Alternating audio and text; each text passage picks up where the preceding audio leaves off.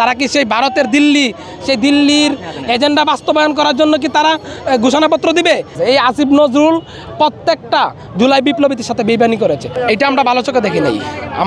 আমরা প্রাথমিকভাবে একটা জিনিস বলতে চাই যে এই যে জুলাই ঘোষণাপত্র স্বাক্ষর হচ্ছে, এখানে সব রাজনৈতিক দল, কোনো জুলাই যে আহত যোদ্ধাদেরকে কাউকে ডাকা হয়েছে, ডাকা হয় নাই।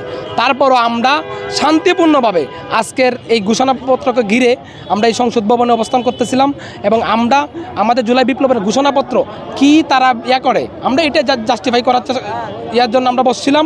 এবং আমরা এখানে বসার পরে এখানে পুলিশ এসে বলে আমাদেরকে 5-6 মিনিটের বেশি বসতে দেওয়া যাবে না।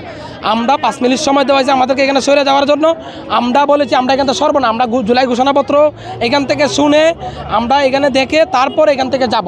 তাদের গায়ে অতর্কিতভাবে হামলা করা হয়েছে। আমরা একটা জিনিস বলতে চাই, ইন্টিরিম কি পরিকল্পনা করেছে?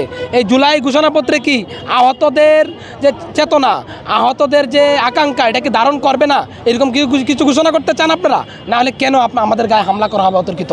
এই পুলিশ আমাদের ভাইদের উপরে গ্রেনেড ছুঁড়েছে। এই পুলিশ আমাদের যে আহত ভাইদের হাত পা ভেঙে দেওয়া হয়েছে, আজকে নতুন করে আবারও প্রায় 20 জনের মতো আহত হয়েছে। এবং যারা জুলাই বিপ্লবে গুরুতরভাবে আহত ছিল তাদের গায়ে লাঠিসুটা দিয়ে হামলা করা হয়েছে। প্রত্যেকটা মানুষ আহত, তাদের উপরে আবার হামলা করা। আমার পায়ে গুলি খেয়েছি। এইরকম আমাদের মতো মানুষকে যদি এই পায়ে আবার বাড়ি দেওয়া হয়, এখানে কি আর কিছু থাকে?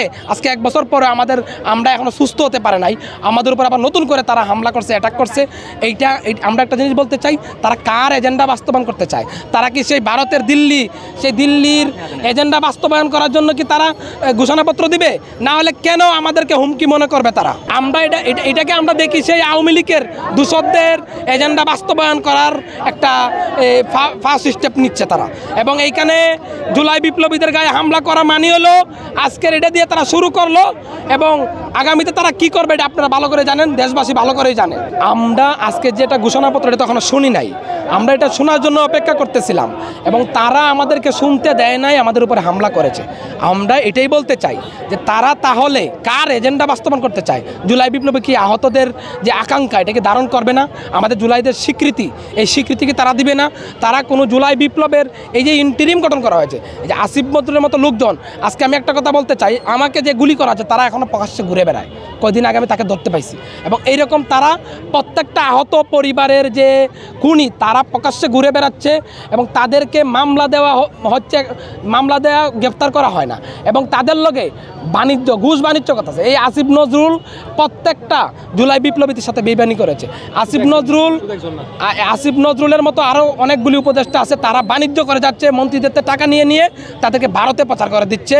আমরা এই ইন্টিরিমকে বলতে চাই, যারা জুলাইকে আকাঙ্ক্ষাকে ধারণ করে না, এইরকম উপদেষ্টাকে এখান থেকে সরায় দেন, নাহলে আমরা তাদেরকে রাস্তা পেলে জুতা পিটা করবো।